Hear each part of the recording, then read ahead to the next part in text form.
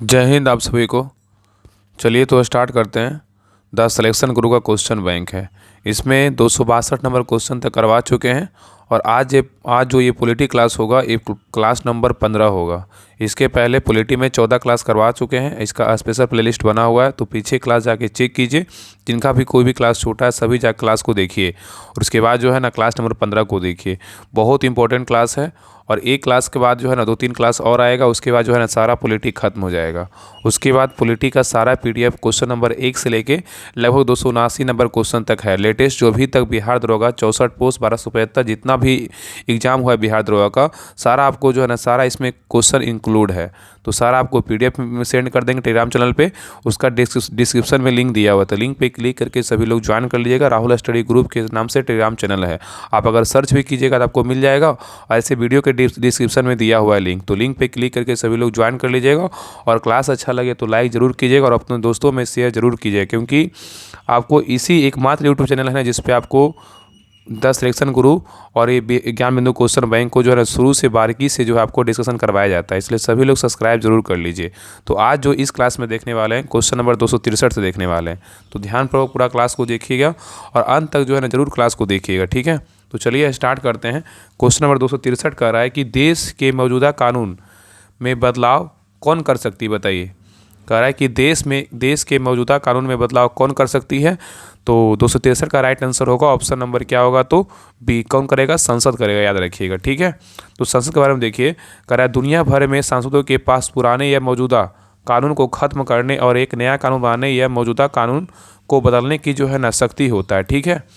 तो कह रहा है कि दुनिया भर में सांसदों के पास पुराने या मौजूद कानूनों को ख़त्म करने और एक नया कानून बनाने या मौजूदा कानून को बदलने की क्या होती है, उसके पास जो है ना पावर होता है, ठीक है।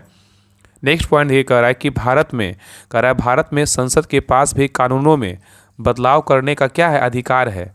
और भारतीय संसद में लोकसभा, राज्यसभा और राष्ट्रपति क्या है, शामिल है। तो भारतीय संसद में 3 अंग होते हैं, कौन कौन? लोकसभा, राज्यसभा और राष्ट्रपति शामिल होते हैं। नेक्स्ट पॉइंट कह रहा है कि भारत के संविधान के अनुच्छेद 368 में यह उल्लेख है कि सिर्फ संसद को ही संविधान में बदलाव करने का क्या होता है, अधिकार होता है। तो भारत के संविधान के अनुच्छेद 368 में यह उल्लेख है कि सिर्फ संसद को ही संविधान में बदलाव करने का क्या होता है, अधिकार होता है। नेक्स्ट पॉइंट पे ये कह रहा है संसद द्वारा पारित कानून प्रस्तावों को राष्ट्रपति की मंजूरी लेनी होती है, ठीक है। तो संसद द्वारा पारित कानून प्रस्तावों को राष्ट्रपति की मंजूरी लेनी होती है। नेक्स्ट है जबकि राज्य विधानसभाओं द्वारा पारित कानून प्रस्तावों को राज्यपाल की मंजूरी लेनी होती है, याद रखिएगा, ठीक है। सेंट्रल में बोलेगा तो राष्ट्रपति, राज्य में बोलेगा तो राज्यपाल को मंजूरी लेना होता है, ठीक है। नेक्स्ट पॉइंट पे ये कह रहा है भारतीय संसद को भारतीय लोकतंत्र की जो है ना मंदिर कहा जाता है। तो यहाँ पे क्वेश्चन ऐसे पूछेगा कि भारतीय लोकतंत्र का मंदिर किसे कहा जाता है, तो भारतीय जो है ना संसद को बोला जाता है। किसको बोला जाता है? भारतीय संसद को, याद रखिएगा। नेक्स्ट है संसद के 2 सदन होते हैं, कौन कौन होता है? लोकसभा होता है और राज्यसभा होता है। तो संसद के जो है ना 2 सदन होता है, एक राज्यसभा होता है, एक लोकसभा होता है। नेक्स्ट है जबकि संसद के अगर अंग पूछेगा तो 3 अंग होते हैं, कौन कौन? लोकसभा, राज्यसभा और राष्ट्रपति होते हैं, ठीक है। अब नेक्स्ट क्वेश्चन देखिए 264 नंबर, इसमें क्या करना है, मिलान करना है। तो ध्यानपूर्वक देखिए, पहला कह रहा है किसी धर्म को राजकीय संरक्षण नहीं प्रदान करना, ये क्या कहलाता है? तो धर्मनिरपेक्ष कहलाता है। तो एक का क्या हो जाएगा? ए हो जाएगा, ए का 1 हो जाएगा, ठीक है। तो किसी धर्म को राजकीय संरक्षण नहीं प्रदान करना धर्मनिरपेक्ष कहलाता है। और व्यक्ति जो अपनी ही जाति के सदस्यों के हितों को सर्वोपरि समझता हो, क्या कहलाता है? तो जातिवादी कहलाता है। क्या? जातिवादी कह सकते हैं, ठीक है। नेक्स्ट है सामाजिक और राजनीतिक क्षेत्र में ज़्यादातर हिस्सा महिलाओं के अधिकार और हितों को बढ़ावा देना केंद्रित पर होता है, देने पर केंद्रित, ये क्या कहलाता है? नारीवादी। क्या है? नारीवादी। तो सामाजिक और राजनीतिक क्षेत्र में ज़्यादातर हिस्सा जो है महिलाओं के अधिकार और हितों को बढ़ावा देना पर केंद्रित होता है, ये क्या कहलाता है? नारीवादी कहलाता है। नेक्स्ट आगे देखिए, नेक्स्ट है एक समुदाय। कह रहा एक समुदाय या धर्म लोगों द्वारा दूसरे समुदाय या धर्म के विरुद्ध भेदभाव की अभिव्यक्ति, ये क्या कहलाता है? सांप्रदायिक कहलाता है। क्या कहलाता है? सांप्रदायिक। तो इसका जो राइट आंसर होगा ऑप्शन नंबर क्या होगा, तो ए हो जाएगा। 1 2 3 4 लगातार सामने सामने था, इसका आंसर मिल गया। देखिए आगे देखिए, धर्मनिरपेक्षता ये क्या होता है? धर्मनिरपेक्षता क्या होता है? देखिए कह रहा है ना कि आमतौर पर धर्म को नागरिक मामलों और राज्य से अलग करने को क्या कहते हैं? धर्मनिरपेक्षता कहते हैं। क्या कहते हैं? सेकुलरिज्म कहते हैं। ठीक है, तो कह रहा है कि आमतौर पर धर्म को नागरिक मामलों और राज्य से अलग करने को क्या कहते हैं? धर्मनिरपेक्षता कहते हैं। ठीक है, नेक्स्ट देखिए, कह रहा है धर्मनिरपेक्षता। कह रहा है धर्मनिरपेक्षता का जो अर्थ है किसी के धर्म का विरोध करना नहीं, बल्कि सभी को अपने धार्मिक विश्वासों या मान्यताओं की पूरी आज़ादी से मानने के लिए क्या देता है? छूट देता है। ठीक है, तो ये बहुत ही अच्छा पॉइंट है। कह रहा है धर्मनिरपेक्षता का अर्थ किसी के धर्म का विरोध करना नहीं होता है, बल्कि सभी को अपने धार्मिक विश्वासों एवं मान्यताओं को पूरी आज़ादी से मानने की छूट देता है। ठीक है, नेक्स्ट कह रहा है पश्चिम। कह रहा है पश्चिम देशों में नकारात्मक धर्मनिरपेक्षता को अपनाया है, जबकि भारत में सकारात्मक धर्मनिरपेक्षता को अपनाया है। तो पश्चिम में जो है ना, देशों ने नकारात्मक धर्मनिरपेक्षता को अपनाया, जबकि भारत में सकारात्मक धर्मनिरपेक्षता को अपनाया। ठीक है, नेक्स्ट देखिए, कह रहा है कि भारत में धर्मनिरपेक्षता का मतलब क्या होता है। बहुत अच्छा पॉइंट है कि भारत में तो जो है ना, धर्मनिरपेक्षता का मतलब क्या होता है। तो पहला पॉइंट ये कह रहा है कि भारत देश का अपना कोई राज धर्म नहीं है। भारत देश का जो है ना अपना कोई राज धर्म नहीं है। और दूसरा पॉइंट है, भारत सभी धर्म का सम्मान मानता है, सम्मान करता है, तो एवं सभी धर्म को बढ़ाने का समान रूप से क्या करता है? प्रयास करता है। थर्ड पॉइंट है कि मूल संविधान में धर्मनिरपेक्षता शब्द की चर्चा जो है नहीं था, लेकिन इसे 42वां संविधान संशोधन 1976 के तहत भारतीय संविधान के प्रस्तावना में क्या किया? जोड़ा गया। ठीक है, नेक्स्ट ये कह रहा है कि कास्टिज्म मतलब जातिवाद जो है ना, जातिवाद क्या होता है?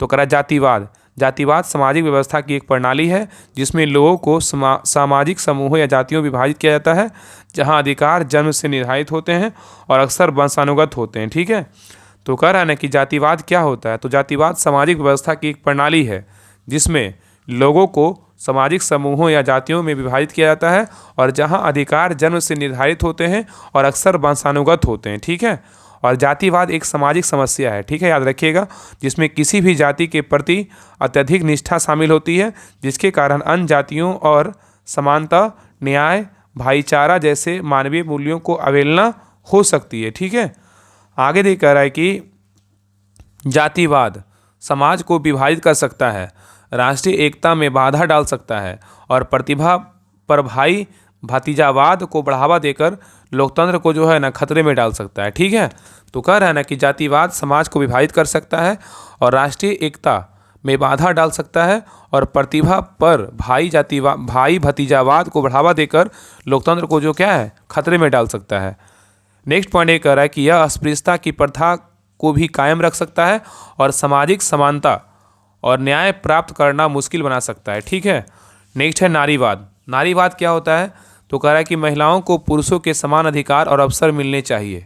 महिलाओं को पुरुषों के समान अधिकार और अवसर मिलना चाहिए। और नारीवादी वह व्यक्ति होता है जो महिलाओं के लिए समान अधिकारों का क्या करता है? समर्थन करता है।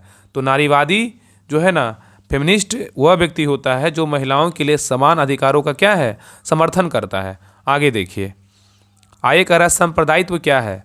कम्युनल। सांप्रदायिक क्या है? तो कह रहा है सांप्रदायिकता का मतलब किसी समुदाय के प्रति मजबूत लगाव जो किसी व्यक्ति के धर्म, क्षेत्र या भाषा से जुड़ा हो सकता है। ठीक है, नेक्स्ट कह रहा है कि सांप्रदायिकता के चलते लोग अपने धर्म के हितों को बढ़ावा देना और उनकी रक्षा करने के लिए समाज और राष्ट्र के हितों को जो है ना नज़रअंदाज कर देते हैं। ठीक है, तो कह रहा है सांप्रदायिकता के चलते लोग अपने धर्म के हितों को बढ़ावा देने और उनकी रक्षा करने के लिए समाज और राष्ट्र के हितों को नज़रअंदाज कर देते हैं। ठीक है, आगे देखिए कह रहा है कि सांप्रदायिकता की वजह से अक्सर अलग अलग धार्मिक समूहों के बीच संघर्ष और हिंसा भी होती है। तो सांप्रदायिकता की वजह से जो है ना अक्सर अलग अलग धार्मिक समूहों के बीच संघर्ष और हिंसा भी होती है। चलिए क्वेश्चन नंबर आइए 265 पे। कह रहा है कि राष्ट्रपति प्रधानमंत्री की नियुक्ति किस व्यक्ति को करते हैं? बताइए, राष्ट्रपति जो हैं प्रधानमंत्री की नियुक्ति किस व्यक्ति को करते हैं? इसका राइट आंसर क्या होगा? ऑप्शन नंबर सी, लोकसभा में बहुमत प्राप्त दल के नेता को। क्या होता है? लोकसभा में बहुमत प्राप्त दल के नेता को। तो कह रहा है कि भारत ने संसदीय प्रणाली को अपनाया। भारत ने किसको अपनाया? तो भारत ने संसदीय शासन प्रणाली को अपनाया और इस प्रणाली में राष्ट्रपति नाम मात्र का देश का प्रमुख होता है, जबकि वास्तविक शक्ति का इस्तेमाल किसके पास होता है? प्रधानमंत्री के पास होता है। सबको पता है कि राष्ट्रपति एक मुकुट टाइप के होते हैं, सारा पावर किसके पास होता है? प्रधानमंत्री के पास होता है। आगे कह रहा है कि राष्ट्रपति देश का प्रमुख होता है, जबकि प्रधानमंत्री जो है ना सरकार का प्रमुख होता है, ठीक है। राष्ट्रपति देश का प्रमुख होता है, ठीक है, लेकिन प्रधानमंत्री जो है ना सरकार का प्रमुख होता है, याद रखिएगा। नेक्स्ट है प्रधानमंत्री की नियुक्ति। कह रहा है हमारा देश में प्रधानमंत्री का चुनाव नहीं होता है, बल्कि राष्ट्रपति द्वारा इसकी नियुक्ति किया जाता है अनुच्छेद 75 के तहत। तो यहाँ पे क्वेश्चन ऐसे पूछेगा कि हमारे देश में प्रधानमंत्री का चुनाव नहीं होता है, बल्कि राष्ट्रपति द्वारा इसकी नियुक्ति किया जाता है। ये इसका वर्णन किस अनुच्छेद में है? अनुच्छेद 75 में है। और प्रधानमंत्री का जो है ना नियुक्ति होता है, ठीक है, नियुक्ति किया जाता है, याद रखिएगा। नेक्स्ट है राष्ट्रपति लोकसभा में बहुमत प्राप्त दल के नेता को प्रधानमंत्री जो है नियुक्त करते हैं, ठीक है। तो राष्ट्रपति लोकसभा में बहुमत प्राप्त दल के नेता को प्रधानमंत्री नियुक्त करता है। नेक्स्ट है यदि लोकसभा में कोई भी दल स्पष्ट बहुमत ना हो तो राष्ट्रपति प्रधानमंत्री की नियुक्ति में अपने व्यक्तिगत विवेक का प्रयोग कर सकता है, याद रखिएगा। नेक्स्ट है ऐसी स्थिति में सबसे बड़े दल या गठबंधन के नेता को प्रधानमंत्री नियुक्त कर सकता है। नेक्स्ट है प्रधानमंत्री की नियुक्ति के पहले लोकसभा में अपना बहुमत सिद्ध करना आवश्यक नहीं होता है, बल्कि प्रधानमंत्री की नियुक्ति के 1 माह के भीतर सदन में बहुमत सिद्ध करना होता है, याद रखिएगा, ठीक है। तो कह रहा है कि प्रधानमंत्री की नियुक्ति के पहले लोकसभा में उसे अपना बहुमत सिद्ध करना आवश्यक नहीं होता है, बल्कि प्रधानमंत्री की नियुक्ति के 1 माह के भीतर सदन में बहुमत सिद्ध करना होता है। नेक्स्ट पॉइंट देखिए, कह रहा है समानता। प्रधानमंत्री लोकसभा का सदस्य होता है और राज्यसभा के सदस्य भी प्रधानमंत्री के रूप में नियुक्त हो सकते हैं, जैसे इंदिरा गांधी 1966 में, एच.डी. देवेगौड़ा 1996 में, मनमोहन सिंह 2004 और 2009 में। और प्रधानमंत्री बनने के समय राज्यसभा के सदस्य थे कौन कौन? इंदिरा गांधी, एच.डी. देवेगौड़ा, मनमोहन सिंह, और ये तीनों जो है ना मतलब प्रधानमंत्री बनने से पहले क्या थे? राज्यसभा के सदस्य थे, याद रखिएगा। नोट में कह रहा है कि ब्रिटेन में मंत्री को निम्न सभा मतलब हाउस ऑफ कॉमन्स का सदस्य होना अनिवार्य है, याद रखिएगा। चलिए आगे देखिए।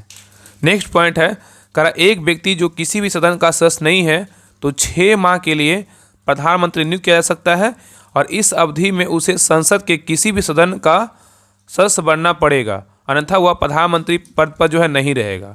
तो यहाँ पे कह रहा है कि एक व्यक्ति जो किसी भी सदन का सदस्य नहीं है और 6 माह के लिए प्रधानमंत्री नियुक्त किया जा सकता है, इस अवधि में उसे संसद के किसी भी सदन का सदस्य बनना पड़ेगा, अन्यथा वह प्रधानमंत्री पद पर जो है नहीं रहेगा, ठीक है। आगे है प्रधानमंत्री को राष्ट्रपति नियुक्त करते हैं और राष्ट्रपति ही उसे पद की जो है ना शपथ दिलाते हैं। किसको? प्रधानमंत्री को। नेक्स्ट है प्रधानमंत्री का कार्यकाल निश्चित नहीं है, वह राष्ट्रपति के प्रसाद पर्यंत अपने पद पर जो है ना बना रहता है, ठीक है। नेक्स्ट है प्रधानमंत्री को जब तक लोकसभा में बहुमत हासिल है राष्ट्रपति उसे बर्खास्त नहीं कर सकता है, ठीक है। प्रधानमंत्री को जब तक लोकसभा में बहुमत हासिल है तो राष्ट्रपति उसे जो है ना बर्खास्त नहीं कर सकता है। नेक्स्ट है लोकसभा में अपना विश्वास मत खो देने पर प्रधानमंत्री को त्यागपत्र देना होता है, और त्यागपत्र नहीं देने पर राष्ट्रपति उसे बर्खास्त कर सकता है। नेक्स्ट है प्रधानमंत्री की शक्ति क्या होती है? तो राष्ट्रपति उन्हीं व्यक्तियों को मंत्री नियुक्त कर सकता है जिनकी सिफारिश प्रधानमंत्री द्वारा दी जाती है, मतलब की जाती है। किस अनुच्छेद के तहत? अनुच्छेद 75 के तहत। तो कह रहा है ना कि राष्ट्रपति उन्हीं व्यक्तियों को मंत्री नियुक्त कर सकता है जिनकी सिफारिश प्रधानमंत्री द्वारा दी जाती है, ठीक है, अनुच्छेद 75 के तहत। नेक्स्ट है प्रधानमंत्री सभी मंत्रियों को विभिन्न मंत्रालय आवंटित करता है या उनमें फेरबदल भी कर सकता है। नेक्स्ट है प्रधानमंत्री मंत्रिपरिषद की बैठक की अध्यक्षता तय करता है, ठीक है। तो कह रहा है कि प्रधानमंत्री मंत्रिपरिषद की बैठक की अध्यक्षता करता है और प्रधानमंत्री अपने पद से त्यागपत्र देकर मंत्रिपरिषद को जो है ना बर्खास्त कर सकता है, ठीक है। आगे कह रहा है कि प्रधानमंत्री की मृत्यु अथवा त्यागपत्र से मंत्रिपरिषद स्वयं ही विघटित हो जाती है और एक जो है ना शून्यता उत्पन्न हो जाती है, और दूसरी ओर किसी अन्य मंत्री की मृत्यु या त्यागपत्र केवल रिक्तता उत्पन्न होती है जिसे भरने के लिए प्रधानमंत्री स्वतंत्र होता है, ठीक है। तो यहाँ पे कह रहा है कि प्रधानमंत्री की मृत्यु अथवा त्यागपत्र से मंत्रिपरिषद स्वयं ही विघटित हो जाती है और एक शून्यता उत्पन्न हो जाती है, लेकिन दूसरी ओर देखें तो किसी अन्य मंत्री की मृत्यु या त्यागपत्र होता है तो केवल रिक्तता उत्पन्न होती है, जो खाली स्थान उत्पन्न होता है जिसे भरने के लिए जो है ना प्रधानमंत्री क्या है?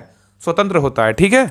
आगे देख रहा है कि प्रधानमंत्री समानता निचले सदन मतलब लोकसभा का नेता होता है एवं सत्ताधारी दल का क्या होता है? नेता होता है। नेक्स्ट है वह लोकसभा पटल पर सरकार की नीतियों की घोषणा करता है प्रधानमंत्री, और प्रधानमंत्री नीति आयोग, राष्ट्रीय विकास परिषद, राष्ट्रीय एकता परिषद, अंतर्राष्ट्रीय परिषद एवं राष्ट्रीय जल संसाधन परिषद का अध्यक्ष होता है। ये सभी जो है ना सभी विभाग के क्या होते हैं? अध्यक्ष होते हैं। कौन? प्रधानमंत्री। तो प्रधानमंत्री जो है ना नीति आयोग के अध्यक्ष, राष्ट्रीय विकास परिषद के अध्यक्ष, राष्ट्रीय एकता परिषद के अध्यक्ष और अंतर्राष्ट्रीय परिषद एवं राष्ट्रीय जल संसाधन परिषद का जो है ना कौन अध्यक्ष होते हैं, तो प्रधानमंत्री होते हैं। नेक्स्ट पॉइंट है कि ध्यान रखिएगा कि क्षेत्रीय परिषद का प्रधान गृह मंत्री होता है। क्षेत्रीय परिषद का जो है ना प्रधान कौन होता है, गृह मंत्री होता है। और प्रधानमंत्री राष्ट्रीय आपदा प्रबंधन विभाग का क्या होता है, प्रमुख होता है। नेक्स्ट है प्रधानमंत्री तीनों सेनाओं का राजनीतिक प्रमुख होता है। तीनों सेनाओं का सर्वोच्च कमांडर बोलेगा तो कौन होते हैं, राष्ट्रपति होते हैं। ठीक है। नेक्स्ट है प्रधानमंत्री केंद्र सरकार का प्रमुख वक्ता होता है और प्रधानमंत्री को सम्मान के बीच जो है ना प्रथम कहा जाता है। ठीक है। और प्रधानमंत्री भारत का महान्यायवादी, भारत का महानियंत्रक एवं महालेखा परीक्षक और संघ लोक सेवा आयोग का अध्यक्ष एवं उसके सदस्यों, चुनाव आयुक्तों, वित्त आयोग का अध्यक्ष एवं उसके सदस्यों एवं अन्य नियुक्ति के संबंध में राष्ट्रपति को जो है ना परामर्श देता है। तो यहाँ पे कह रहा है कि प्रधानमंत्री भारत का महान्यायवादी, भारत का महानियंत्रक एवं महालेखा परीक्षक, संघ लोक सेवा आयोग का अध्यक्ष एवं उसके सदस्यों, चुनाव आयुक्तों, वित्त आयोग का अध्यक्ष एवं उसके सदस्यों एवं अन्य नियुक्ति के संबंध में राष्ट्रपति को जो है ना परामर्श देता है। ठीक है। आगे देखिए,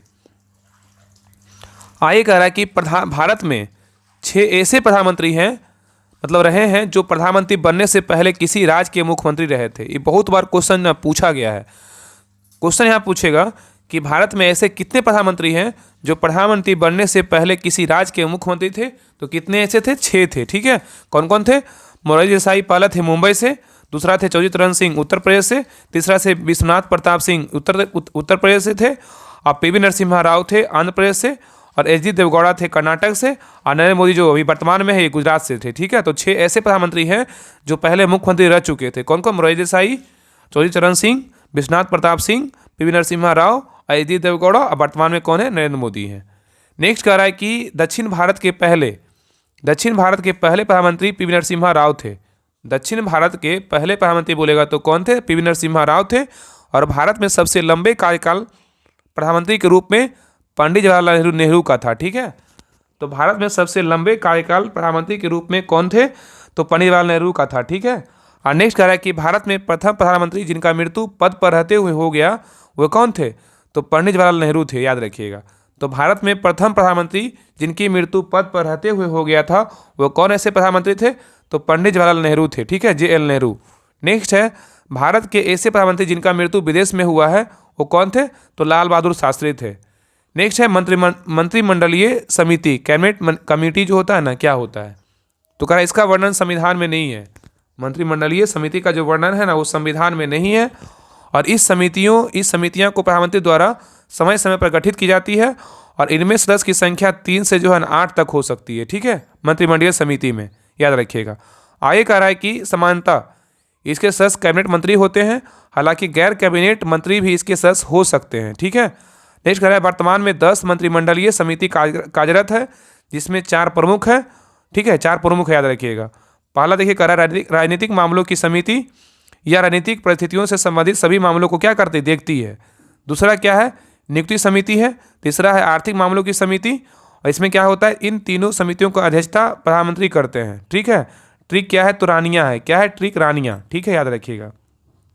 नेक्स्ट है चौथा क्या है, तो संसदीय मामलों की समिति, और यह इसके बारे में कहा गया है कि यह संसद में सरकार की भूमिका एवं कार्यों को देखती है। कौन, संसदीय मामलों की समिति। और इसके अध्यक्ष जो है ना गृह मंत्री होते हैं। और सभी मंत्रिमंडलीय समिति में राजनीतिक मामलों की समिति सर्वशक्तिशाली होती है, इसलिए इसे सुपर कैबिनेट भी कहा जाता है। नेक्स्ट है अगर प्रधानमंत्री किसी मंत्रिमंडलीय समिति में सदस्य होते हैं तो प्रधानमंत्री ही उस समिति के क्या है, अध्यक्षता करते हैं। तो यहाँ पे कह रहा है अगर प्रधानमंत्री किसी मंत्रिमंडलीय समिति में सदस्य होते हैं तो प्रधानमंत्री ही उस समिति की अध्यक्षता करते हैं। नेक्स्ट है दूसरे अन्य सभी मंत्रिमंडल समिति के अध्यक्ष नियुक्ति जो है ना प्रधानमंत्री करते हैं। ठीक है।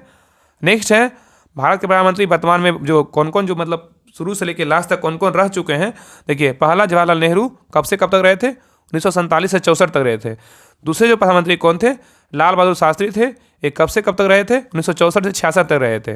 नेक्स्ट है तीसरा में कौन थे, इंदिरा गांधी, 1966 से 77 तक रहे थे। नेक्स्ट चौथा कौन थे, मोरारजी देसाई, ये कब से कब तक रहे थे, 70 से 79 तक रहे थे, 1970 से 1979 तक रहे थे। ठीक है। नेक्स्ट आइए, पांचवें प्रधानमंत्री कौन थे, चौधरी चरण सिंह थे, 1979 से 80 तक रहे थे।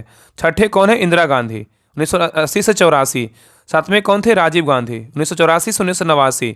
आठवें कौन थे? विश्वनाथ प्रताप सिंह, 1989 से 1990। नेक्स्ट नौवें कौन थे? चंद्रशेखर, 1990 से 91।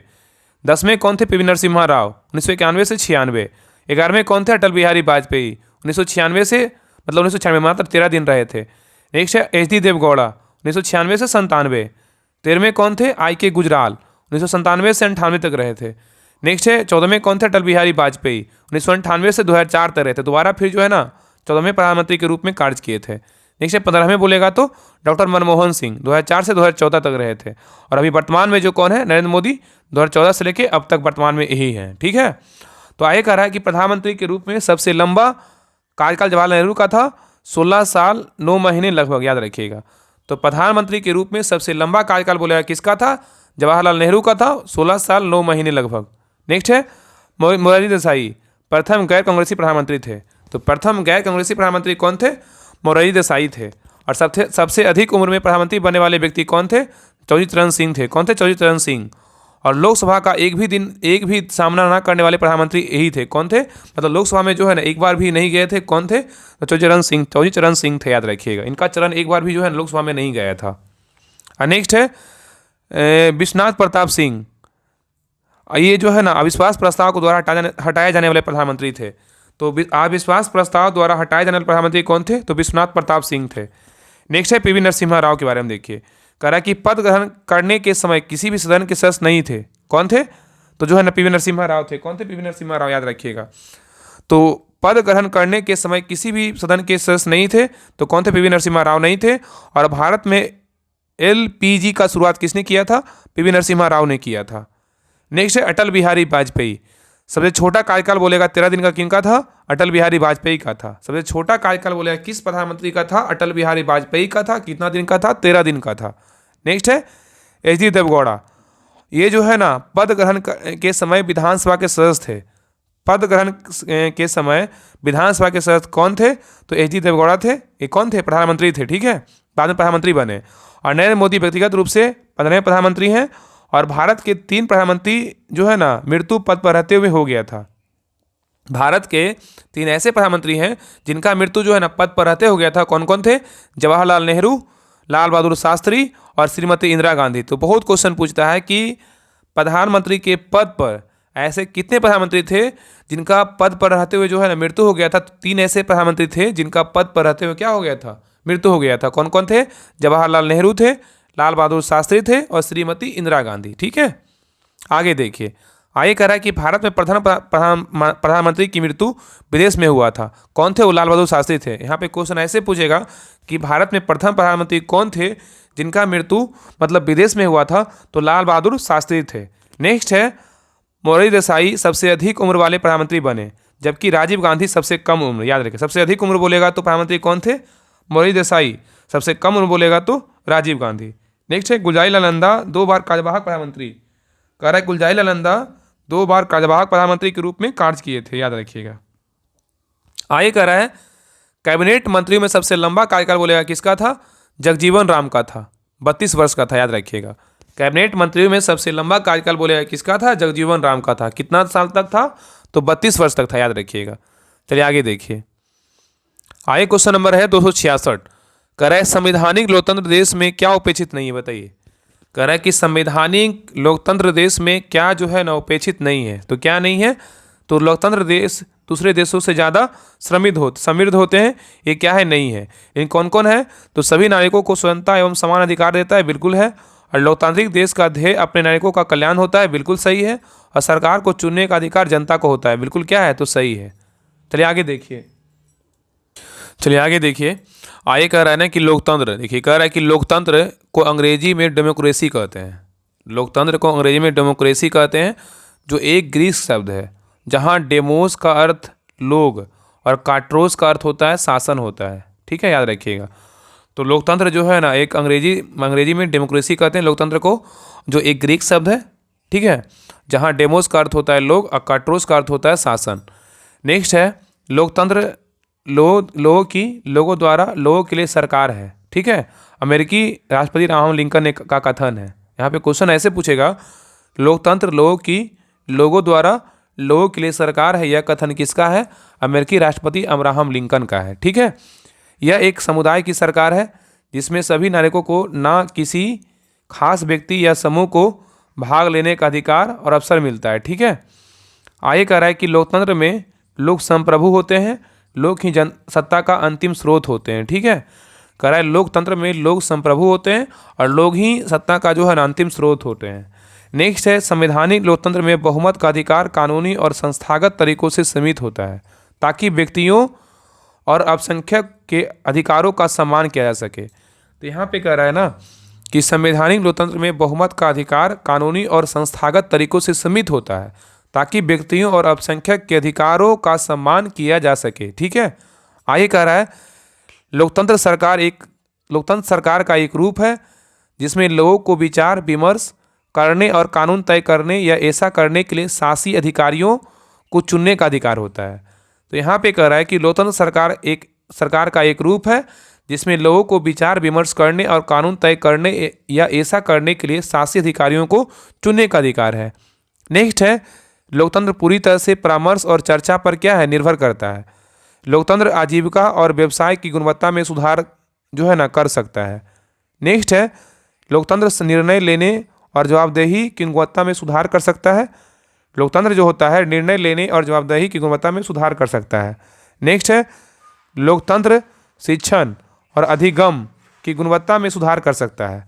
तो लोकतंत्र शिक्षण और अधिगम की गुणवत्ता में क्या कर सकता है? सुधार कर सकता है। नेक्स्ट है, लोकतंत्र व्यक्तिगत इच्छाओं और अपेक्षाओं की गुणवत्ता में सुधार नहीं कर सकता है। याद रखिएगा, तो याद रखिएगा ना कि लोकतंत्र शिक्षण और अधिगम की गुणवत्ता में सुधार कर सकता है, लेकिन लोकतंत्र व्यक्तिगत इच्छाओं और अपेक्षाओं की गुणवत्ता में सुधार नहीं कर सकता है। ठीक है, आगे देखिए कह रहा है लोकतंत्र की समान विशेषताएं क्या होती है। लोकतंत्र की जो समान विशेषताएं होती है क्या होती है? तो पहला कह रहा है संवैधानिक लोकतंत्र मनमाने शासन का विरोधी है। संवैधानिक लोकतंत्र मनमाने शासन का विरोधी है और एक संविधान की उपस्थिति प्रत्येक लोकतांत्रिक देश में आमतौर पर लिखित या मौखिक रूप से दर्ज संविधान है। ठीक है, तो एक संविधान की उपस्थिति प्रत्येक लोकतांत्रिक देश में आमतौर पर लिखित या मौखिक रूप से दर्ज संविधान है। और नेक्स्ट है कानून का शासन। नेक्स्ट है राजनीतिक में लोक प्रियजन की भागीदारी। नेक्स्ट है वैधता लेजिस्मेसी। सरल शब्दों में वैधता एक राज्य के नागरिकों की स्वीकृति और उसके नेताओं शासन करने का अधिकार है और लोगों को यह चुनने का अधिकार है कि लोकतंत्र में सरकार में उनका प्रतिनिधित्व कौन करेगा। नेक्स्ट है आवधिक चुनाव। कह रहा है चुनाव अक्सर हर निश्चित वर्षों में होते हैं और यह राज्य की राजनीतिक शक्ति को एक साथ में केंद्रित होने से रोकने के लिए किया जाता है। तो कह रहा है आवधिक चुनाव जो है ना, चुनाव अक्सर हर निश्चित वर्षों में होते हैं और यह राज्य की राजनीतिक शक्ति को एक हाथ में केंद्रित होने से रोकने के लिए किया जाता है। नेक्स्ट पॉइंट पे आइए। नेक्स्ट कह रहा है स्वतंत्रता और निष्पक्ष चुनाव। कह रहा है शक्तियों का पृथक्करण। ये क्या होता है? तो राज्य की राजनीतिक सत्ता एक ही व्यक्ति पर केंद्रित नहीं होनी चाहिए। निरंकुशता ऑथोरिटेरिज्म से बचने के लिए इसे विभाजित और अलग किया जाना चाहिए। यहाँ सरकार की शाखाएं राज्य के राजनीतिक अधिकार यानी कार्यपालिका, विधायिका और न्यायपालिका को साझा करती है। नेक्स्ट है मॉन्टेस्क्यू ने अपनी पुस्तक द स्पिरिट ऑफ लॉज किसकी पुस्तक है? मॉन्टेस्क्यू की है। में शक्तियों के पृथक्करण का सिद्धांत दिया। तो शक्तियों के पृथक्करण का सिद्धांत किसने दिया? तो मॉन्टेस्क्यू ने दिया। और किस पुस्तक में दिया? द स्पिरिट ऑफ लॉज में दिया। और नेक्स्ट है राजनीतिक दलों का अस्तित्व। नेक्स्ट है अल्पसंख्यकों का प्रतिनिधित्व। नेक्स्ट है मौलिक मानवाधिकार। और नेक्स्ट है भाषण, अभिव्यक्ति और व्यक्तिगत स्वाधीनता की स्वतंत्रता। और नेक्स्ट है प्रेस की स्वतंत्रता। नेक्स्ट है लोकतांत्रिक देश दूसरे देशों से ज़्यादा समृद्ध हो ये जरूरी नहीं।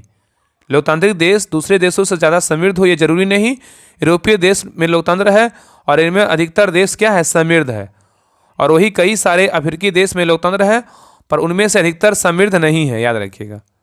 नेक्स्ट क्वेश्चन पे आइए 267 नंबर। कह रहा लोकतांत्रिक संविधान में इनमें से कौन सा प्रावधान नहीं रहता है? कह रहा लोकतांत्रिक संविधान में इनमें से कौन सा प्रावधान नहीं रहता है? तो शासन का प्रमुख नाम जो है नहीं रहता है। ठीक है, याद रखिए। लेकिन विधायिका के अधिकार रहता है, देश का नाम रहता है और शासन प्रमुख के अधिकार रहता है। तो कह रहा लोकतांत्रिक संविधान में राजा का प्रमुख नाम नहीं होता है। इसका कारण यह है कि राज्य के प्रमुख का चुनाव देश के नागरिक करते हैं और वह हर निश्चित समय के बाद बदल जाता है। इसलिए लोकतांत्रिक संविधान में राज्य के प्रमुख का नाम नहीं होता है। नेक्स्ट पॉइंट है एक लोकतांत्रिक संविधान राज्य के प्रमुख का नाम प्रदान नहीं करता है, क्योंकि राज्य का मुखिया आमतौर पर समय के साथ बदलता है। ठीक है, तो यहाँ पे कह रहा है एक लोकतांत्रिक संविधान राज्य के प्रमुख का नाम प्रदान नहीं करता है, क्योंकि राज्य का मुखिया आमतौर पर समय के साथ बदलता रहता है। ठीक है, आगे देखिए कह रहा है लोकतांत्रिक संविधान का प्रावधान। लोकतांत्रिक संविधान का जो प्रावधान है वो क्या है, तो कह रहा है एक लोकतांत्रिक संविधान राज्य के प्रमुख शक्तियों को परिभाषित कर सकता है। तो एक लोकतांत्रिक संविधान राज्य के प्रमुख की शक्तियों को परिभाषित कर सकता है। उदाहरण के लिए भारतीय संविधान भारत के राष्ट्रपति और प्रधानमंत्री की शक्तियों को परिभाषित करता है, वही अमेरिकी संविधान राष्ट्रपति की शक्तियों को परिभाषित करता है। नेक्स्ट है एक लोकतांत्रिक संविधान की विधायिका की शक्तियों को परिभाषित कर सकता है। कह रहा है एक लोकतांत्रिक संविधान विधायिका की शक्तियों को परिभाषित कर सकता है और देश का नाम किसी देश के संविधान द्वारा प्रदान किया जाता है।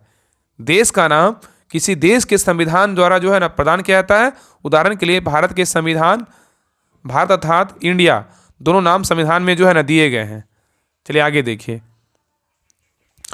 यहाँ से जो है ना बिहार दरोगा एक्साइज 64 जो मेंस एग्जाम हुआ है 23/6/2024 का, यहाँ देखिए ध्यानपूर्वक क्वेश्चन देखिए। अब जो है ना लेटेस्ट 2-3 क्लास में जो है ना सारा पॉलिटियम खत्म हो जाएगा। तो देखिए 268 नंबर क्वेश्चन क्या कह रहा है, किस अनुच्छेद में भारत सरकार के कार्यों का वर्णन किया गया, बताइए। कह रहा है किस अनुच्छेद में भारत सरकार के कार्यों का वर्णन किया गया है, किस में किया गया, अनुच्छेद 77 अनुच्छेद 77 में किया गया है। ठीक है, तो अनुच्छेद 77 में जो है ना भारत सरकार के कार्यों का वर्णन किया गया है, संचालन किया गया है।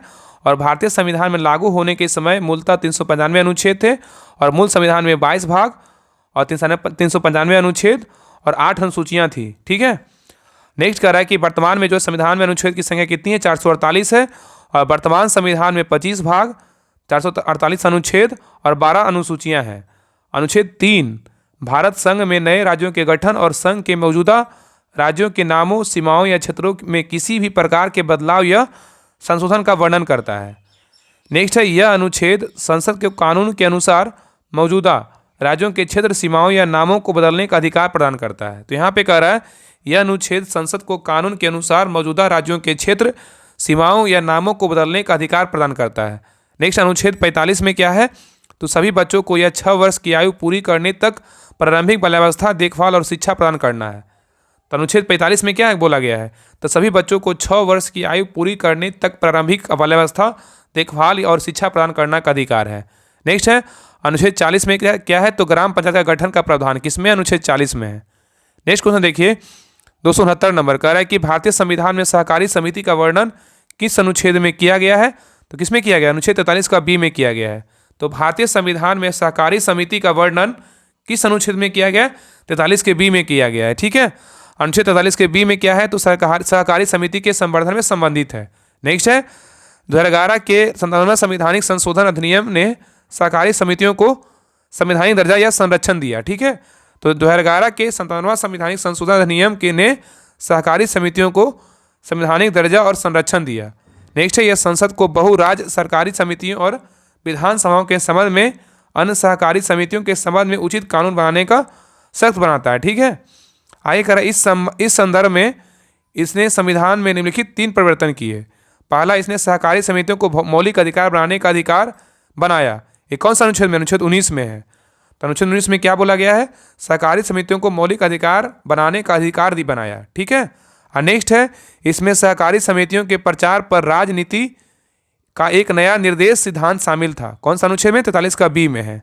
नेक्स्ट है इसने संविधान में एक नया भाग जो है ना 9 का बी जोड़ा। क्या है, 9 का बी जोड़ा, जो सहकारी समितियों के रूप में क्या है, हकदार है। ठीक है, याद रखिएगा अनुच्छेद 243 के जेड के एस से 243 के जेड के टी तक याद रखिएगा। नेक्स्ट है नए भाग 9 के बी में सुनिश्चित करने के लिए विभिन्न प्रावधान है कि देश में सहकारी समितियों लोकतांत्रिक, व्यवसायिक, स्वतंत्र और आर्थिक रूप से क्या है, सुदृढ़ कार्य करती है। अनुच्छेद 43 में क्या बोला गया है, देश के ग्रामीण और दूर दराज के क्षेत्रों में स्वतंत्र रूप से, सहयोगात्मक रूप से कुटीर उद्योग को बढ़ावा देता है। तो अनुच्छेद 43 में क्या बोला गया है कि देश के ग्रामीण और दूर दराज के क्षेत्रों में स्वतंत्र रूप से या सहयोगात्मक रूप से कुटीर उद्योगों को बढ़ावा देता है। नेक्स्ट अनुच्छेद 43 का ए में क्या है, तो कह रहा है कि उद्योगों के प्रबंधन में श्रमिकों की भागीदारी।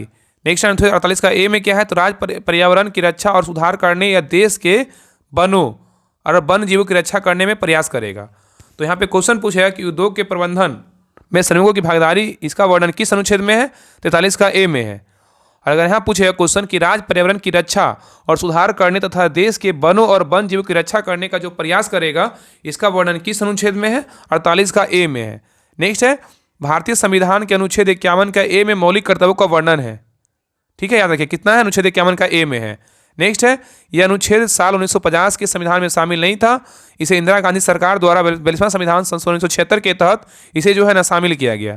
नेक्स्ट है, इनमें से 10 कर्तव्यों को 42वां संविधान संशोधन के जरिए जोड़ा गया था और 11वें कर्तव्य को 2002 के 86वें संविधान संशोधन के जरिए जोड़ा गया था। ठीक है, याद रखिएगा।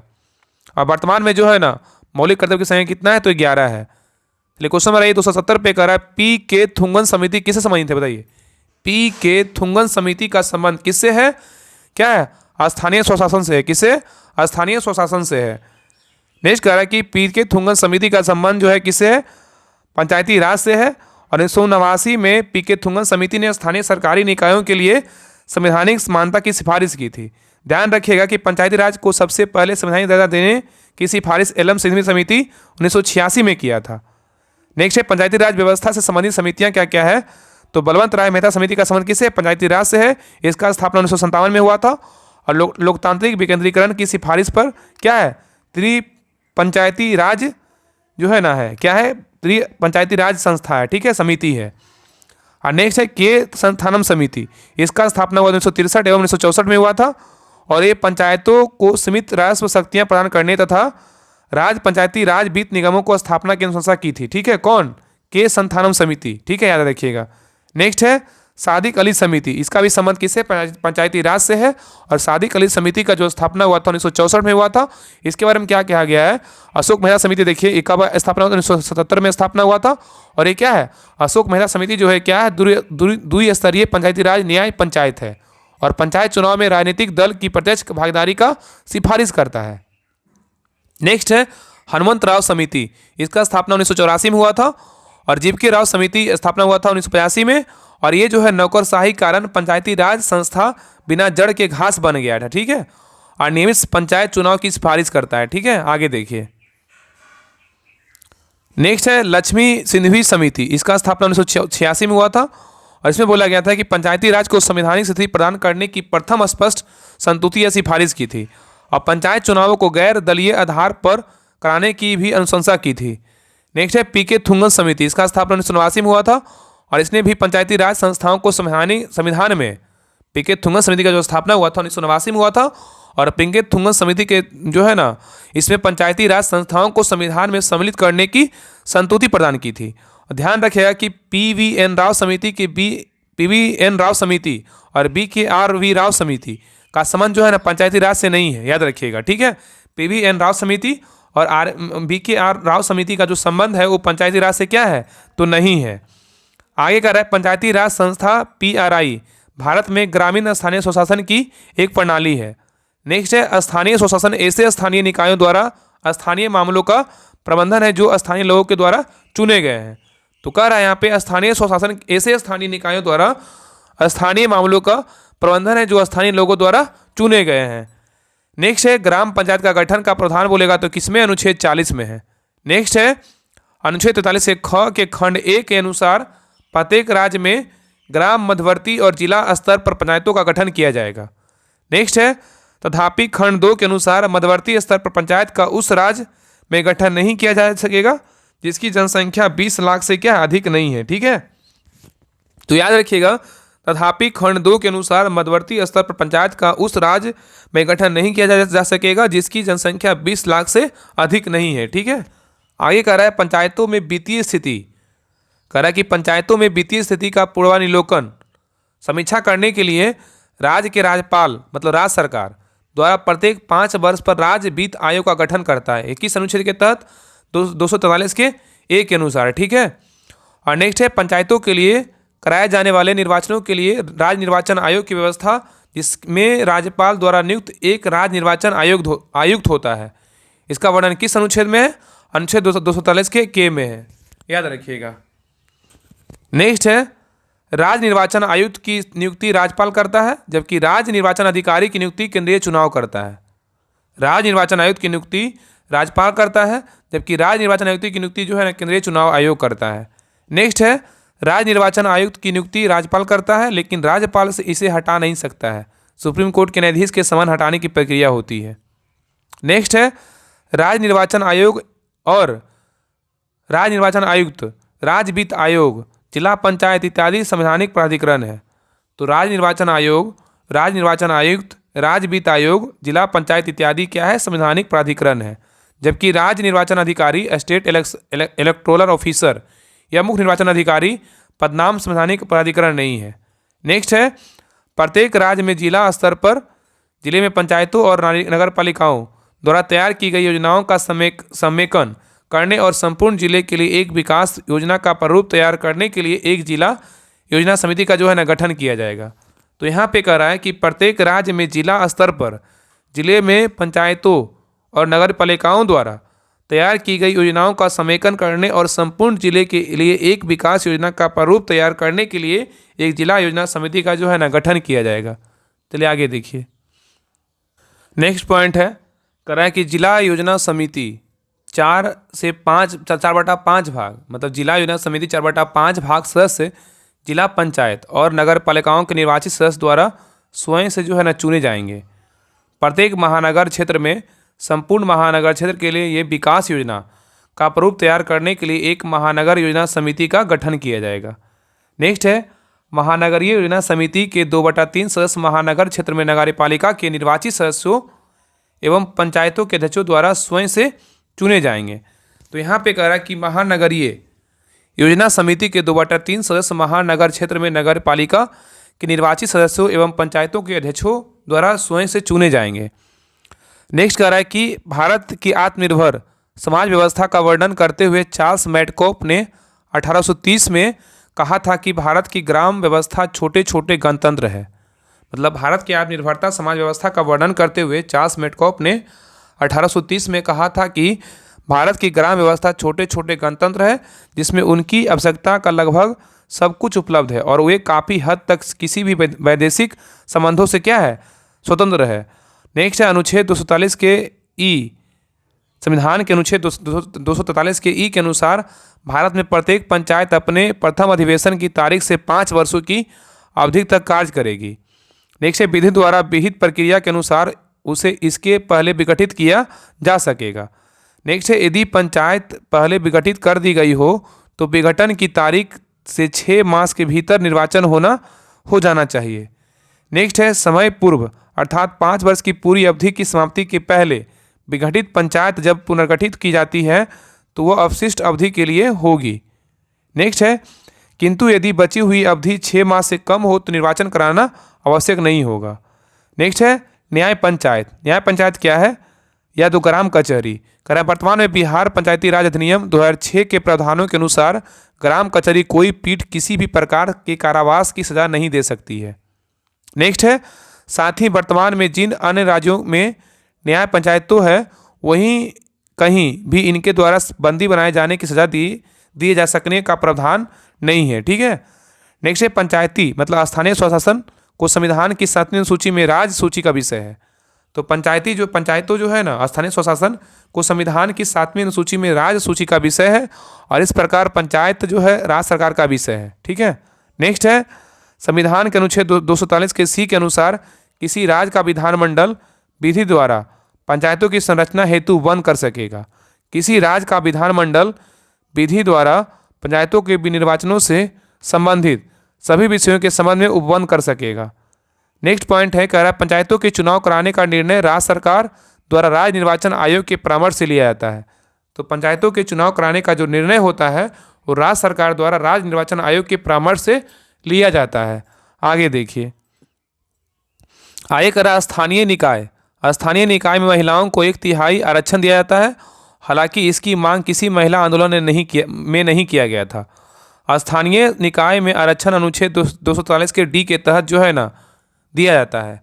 तो स्थानीय निकाय में जो आरक्षण होता है अनुच्छेद 243 के डी के तहत दिया जाता है। अरुणाचल प्रदेश में कोई भी अनुसूचित जाति नहीं है, इसलिए यहाँ पंचायत चुनाव में अनुसूचित जातियों के लिए पदों का आरक्षण नहीं है। नेक्स्ट है, पंचायत से संबंधित संविधान का भाग 9 5वीं अनुसूची में वर्णित क्षेत्र पर लागू नहीं होता है, वहाँ पेशा एक्ट लागू होता है। तो पंचायत से संबंधित संविधान का भाग 9 5वीं अनुसूची में वर्णित क्षेत्र पर लागू नहीं होता है, वहाँ पेशा एक्ट लागू होता है। और पेशा एक्ट 1996 वर्तमान में 10 राज्यों में क्या है, लागू है। तो पेशा एक्ट जो है 1996 वर्तमान में 10 राज्यों में क्या है, तो लागू है। जैसे क्या है, हिमाचल प्रदेश, मध्य प्रदेश, छत्तीसगढ़, राजस्थान, झारखंड, उड़ीसा, गुजरात, महाराष्ट्र, आंध्र प्रदेश और क्या है, तेलंगाना। नेक्स्ट है पंचायत अनुसूचित क्षेत्रों में विस्तार अधिनियम 1996 के अंतर्गत समाविष्ट क्षेत्रों में ग्राम सभा के पास है। नेक्स्ट है लघु वन उपजों के स्वामित्व के साथ साथ अनुसूचित क्षेत्रों में भूमि के हस्तांतरण पर प्रतिबंध लगाने की शक्ति होती है। नेक्स्ट है अनुसूचित क्षेत्रों में लघु खनिजों के लिए खनन का पट्टा अथवा लाइसेंस प्रदान करने के लिए ग्राम सभा की अनुमति आवश्यक होती है, परंतु अन्य खनिजों के खनन के संदर्भ में ग्राम सभा की अनुशंसा आवश्यक नहीं है, याद रखिएगा, ठीक है। नेक्स्ट है ग्राम सभा की बैठक ग्राम पंचायत के प्रत्येक ग्राम में होती है। तो ग्राम सभा की बैठक जो है ग्राम पंचायत के प्रत्येक ग्राम में होती है, और इसके अतिरिक्त ग्राम पंचायत की बैठक ग्राम पंचायत के मुख्यालय में होती है। नेक्स्ट है ग्रामीण स्थानीय शासन का पंचायती राज नामांकन महात्मा गांधी के सुझाव का परिणाम था। तो यहाँ पे कह रहा है कि ग्रामीण स्थानीय शासन का पंचायती राज नामांकन महात्मा गांधी के सुझाव का परिणाम था, और महात्मा गांधी ने महसूस किया था कि गांव को न केवल आर्थिक रूप से बल्कि राजनीतिक एवं प्रशासनिक रूप से भी आत्मनिर्भर होना चाहिए। नेक्स्ट उन्होंने सुझाव दिया था कि एक गांव के सभी मामले वैश्य मताधिकार के आधार पर निर्वाचित एवं पंचायत द्वारा प्रशासनिक किए जाने चाहिए, याद रखिएगा। नेक्स्ट है खाप पंचायत। खाप पंचायत क्या है, तो खाप पंचायत जाति या समुदाय आधारित समूह है जो उत्तर एवं उत्तर पश्चिम भारत के ग्रामीण क्षेत्रों में बड़े पैमाने पर क्या है, तो मौजूद है, याद रखिएगा। आगे देखिए कह रहा है कि जो कभी कभी अर्ध न्यायिक निकायों के रूप में कार्य करते हैं और सदियों पुराने परंपराओं के आधार पर कठोर दंड सुनाते हैं, ठीक है, और यह गैर कानूनी होता है। क्या होता है, ये गैर कानूनी होता है। ब्लॉक स्तर पर पंचायत समिति एक प्रशासनिक प्राधिकरण या प्रशासनिक पदाधिकारी के रूप में कार्य करती है। तो ब्लॉक स्तर पर पंचायत समिति एक प्रशासनिक प्राधिकरण या प्रशासनिक पदाधिकारी के रूप में कार्य करती है, जबकि जिला परिषद परामर्शदात्री समन्वय एवं पर्यवेक्षी पदाधिकारी होती है, याद रखिएगा। आगे देखिए आगे कह रहा है कि नगरीय क्षेत्र के दर्जा के लिए 3 शर्तें पूरा करना आवश्यक होता है। एक होता है न्यूनतम जनसंख्या 5000 हो, दूसरा है कार्यशील पुरुषों का न्यूनतम 75% गैर कृषि का नॉन एग्रीकल्चरल कार्यों में संलग्न हो, और तीसरा है जनसंख्या घनत्व कम से कम 400 व्यक्ति प्रति वर्ग किलोमीटर हो। छावनी बोर्ड का शासन भारत सरकार के रक्षा मंत्रालय के अंतर्गत होता है, और यदि पंचायत और छावनी बोर्ड के मध्य विवाद हो तो अंतिम निर्णय राज्य सरकार केंद्र सरकार के अनुमोदन के अधीन करेगी। नेक्स्ट है नागालैंड, मेघालय, मिजोरम, नमेनी में पंचायती राज के प्रावधान जो है नहीं लागू होते हैं। नेक्स्ट है भारत में सर्वप्रथम नगर निगम की स्थापना 1988 में भूतपूर्व मद्रास अब चेन्नई नगर में की गई थी। तो यहाँ पे क्वेश्चन पूछेगा कि भारत में सर्वप्रथम नगर निगम की जो स्थापना हुआ था कहाँ हुआ था, मद्रास मतलब चेन्नई में हुआ था, और ये जो है ना कब हुआ था, 1688 में हुआ था। और लॉर्ड रिपन का 1882 का संकल्प भारतीय स्वशासन के लिए मैग्ना कार्टा कहा जाता है। नेक्स्ट है 1907 में रॉयल कमीशन ऑफ डिसेंट्रलाइजेशन की नियुक्ति हुई। तो 1907 में याद रखिए रॉयल कमीशन ऑफ डिसेंट्रलाइजेशन की नियुक्ति हुई, जिसने 1909 में जो है ना अपनी रिपोर्ट सौंपी, और इस आयोग के अध्यक्ष बोलेगा तो हॉब जो है ना हाउस थे। तो आज के लिए जो है ना क्लास यहीं तक रहने देते हैं। आगे जो है ना मनरेगा से मतलब नरेगा जो है ना यहाँ से पॉइंट कंप्लीट करेंगे अगले क्लास में, क्लास नंबर 16 में। तो आज के लिए यहीं तक रहने दीजिए, क्योंकि इसका जो डिटेल है ना बहुत लॉन्ग है, इसलिए आराम से थोड़ा सा 2 क्लास और होगा तो 2 क्लास में पूरा पॉलिटिक खत्म हो जाएगा। तो अगले क्लास में मनरेगा से कंप्लीट करेंगे, तो जितना भी क्लास होगा खत्म करके फिर पूरा PDF आपको डाल देंगे टेलीग्राम चैनल पे। तो क्लास कैसा लगा आप लोग कमेंट में जरूर बताइएगा। जो भी क्वेरी हो आप कमेंट सेक्शन में कमेंट कर दीजिए, आपका सारा जो है ना आपको कमेंट का रिप्लाई कर दिया जाएगा। तो मिलते हैं नेक्स्ट क्लास में, तब तक के लिए जय हिंद, जय भारत।